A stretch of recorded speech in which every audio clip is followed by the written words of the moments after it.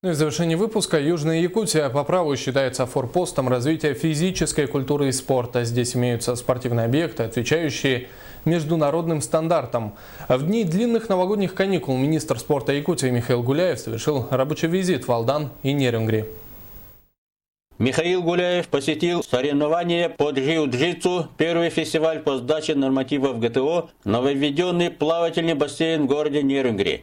Корректировал место будущей горно-лыжной трассы в городе Алдане. На уровне глав Нерюнгринского и Алданского районов проведены совещания по вопросам подготовки к третьей спартакиаде республики по зимним видам спорта.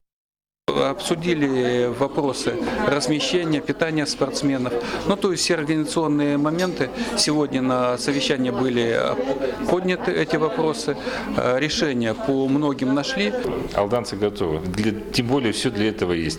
У нас здесь замечательная лыжная база, у нас есть опыт проведения не только республиканских мероприятий. У нас в прошлом году прошли все российские соревнования по лыжным гонкам. Поэтому должно все пройти хорошо.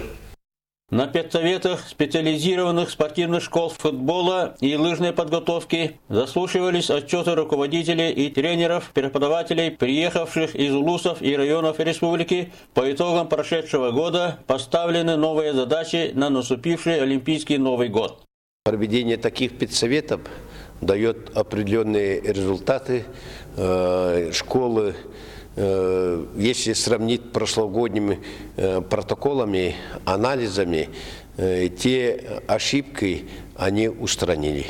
За 3 дня работы сделано много. Составлены протоколы по повышению эффективности спортивной работы. Василий Посельский, НВК «Саха», Нерюнгри, Алдан, Якутск.